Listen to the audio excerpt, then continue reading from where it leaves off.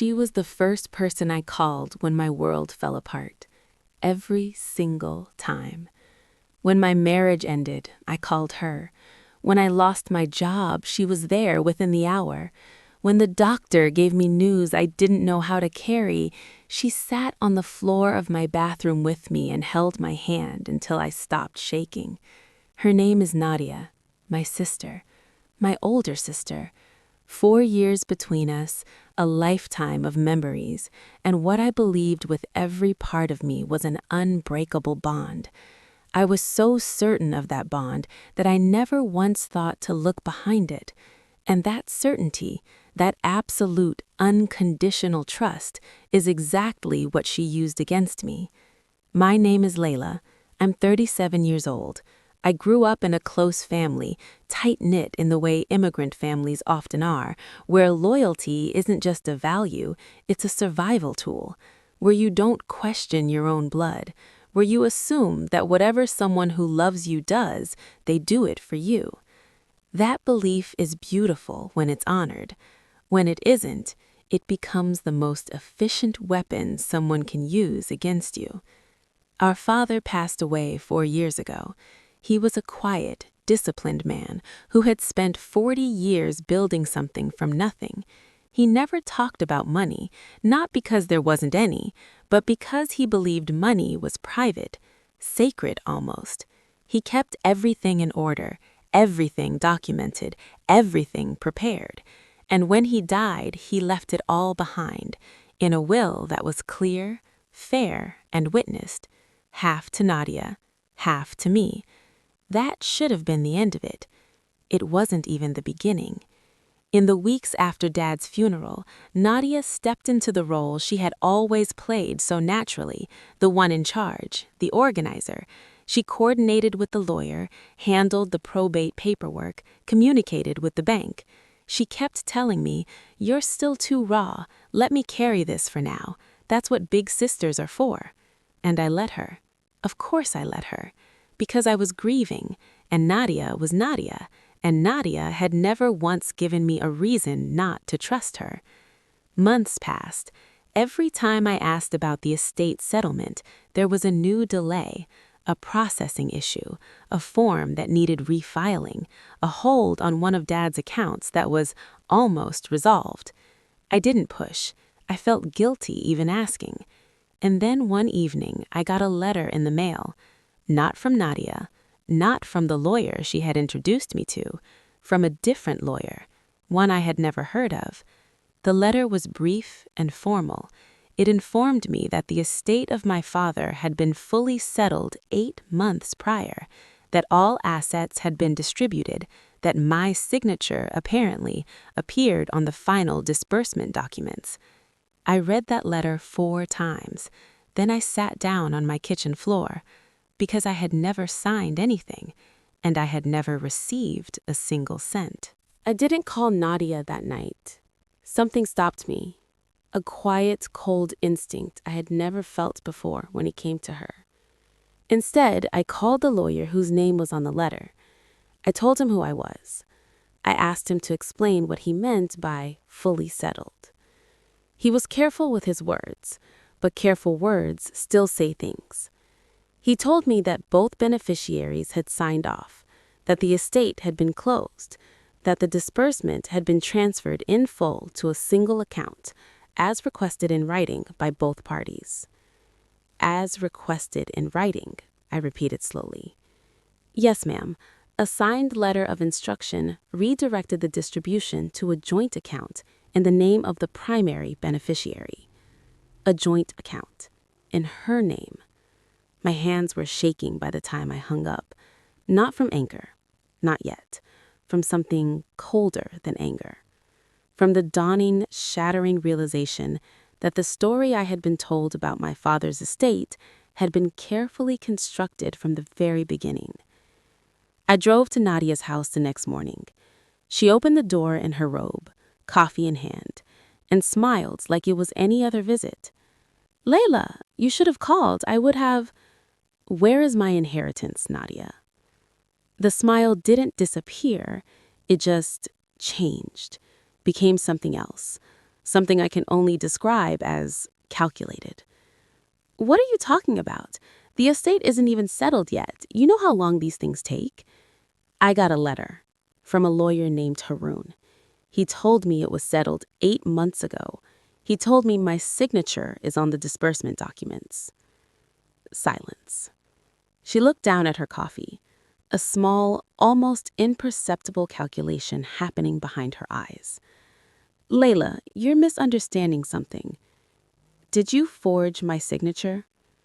She didn't answer, and in the silence that followed, in that long, awful pause, I got my answer. I drove home and I fell completely apart. Not because of the money. I want to be clear about that. It was never really about the money. It was the image that kept repeating in my mind.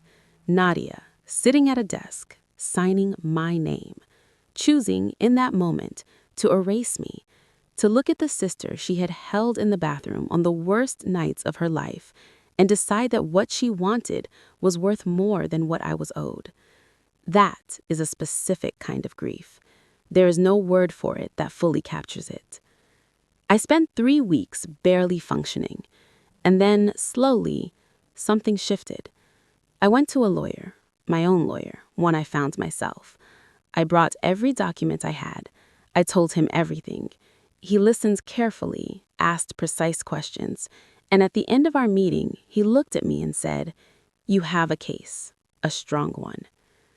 I also made a call I hadn't planned on making to my father's oldest friend, Uncle Tariq, who had been present when the original will was drafted and witnessed. When I told him what I suspected, he went quiet for a long moment.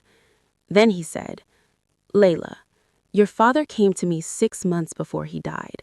He told me he was worried about something. He told me he had updated a document, a secondary letter, separate from the will. He gave me a sealed copy to keep." I couldn't breathe. He said to give it to you only if you ever came to me asking questions. My father had known. He hadn't known exactly what would happen, but he had known enough to leave me a lifeline, hidden, patient, waiting, in the hands of someone Nadia would never think to look toward. I opened that letter alone at my kitchen table at 2 in the morning, and it changed everything. The letter was handwritten, 2 pages. My father's careful, precise handwriting, the same handwriting that used to leave notes in my school lunchbox when I was 7 years old. In it, he outlined his concerns. He named specific assets.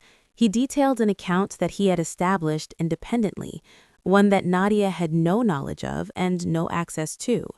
He had separated it quietly, deliberately, because he loved both his daughters, but trusted something in me that he worried could be taken advantage of. He wrote, "Layla trusts too completely. That is her greatest gift and her only danger." I cried for a long time over that line. Because he was right, and because he had loved me enough to protect me from the very thing he knew I wouldn't protect myself from. My lawyer submitted everything: the original will, Uncle Tariq's testimony, the secondary letter, and the forensic analysis of the disbursement documents, which confirmed what I already knew in my bones. My signature had been fabricated. The investigation was opened quietly. I didn't tell anyone, not mutual friends, not extended family, not a single person. And then, on a gray Thursday morning in March, investigators knocked on Nadia's door. I wasn't there. I didn't need to be. But I heard, later, that she had tried to explain it away, that it had been a communication issue, a misunderstanding, that she had planned to sort it all out. The investigators were not moved by her explanations. The documents were not moved by them either. The forensic trail was undeniable. In the months that followed, the full picture emerged, and it was worse than I had imagined. Nadia hadn't just taken my share of the estate. She had been slowly redirecting small amounts from Dad's accounts for over a year before he died, during the period when she had access to his banking to help him with his finances in his illness. She had been stealing from our father while he was dying. That revelation didn't break me. By then, there was nothing left in me to break where she was concerned. What it did was clarify something, that the person I had grieved losing was, in a way, never fully real. The Nadia I had loved was a performance, polished over decades, worn so consistently that even she may have forgotten where it ended and the truth began. She was charged. She was convicted. She was ordered to repay every cent, not just to me, but to my father's estate, which also included a charitable endowment he had quietly established in my mother's memory. She did not go to prison. Her lawyers were good, and her remorse, performed on the stand, was convincing. But she lost her professional reputation. She lost her standing in the community she had spent years carefully cultivating. She lost the image. And for someone like Nadia, I understood, perhaps more clearly than anyone, that the image was everything. I want to tell you how I feel now. Not dramatically, just honestly. I feel lighter than I have in years. Not because she was punished, though I won't pretend that didn't matter, but because I no longer carry the weight of a relationship built on a lie. I no longer bend myself into shapes trying to be worthy of someone's love that was never unconditional to begin with. My father's letter sits in a frame on my bookshelf now. Layla trusts too completely. That is her greatest gift and her only danger. I've thought about that line more times than I can count, and I've come to a peace with it that surprised me, because I don't want to stop trusting. I don't want this to be the thing that hardens me. What I want, what I'm still working toward, is learning the difference between trust that is offered and trust that is earned. Those are not the same thing, and learning that difference, slowly, imperfectly, painfully, is perhaps the most important lesson my sister ever gave me.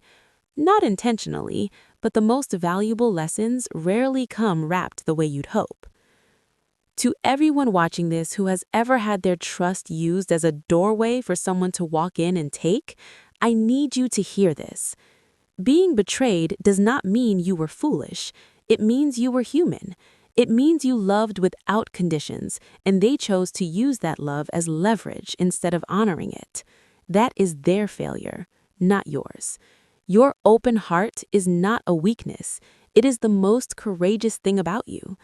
Don't let them take that too. If this story moved you, share it with someone who needs it. Subscribe for more stories of survival, strength, and the truth that always, always finds the light.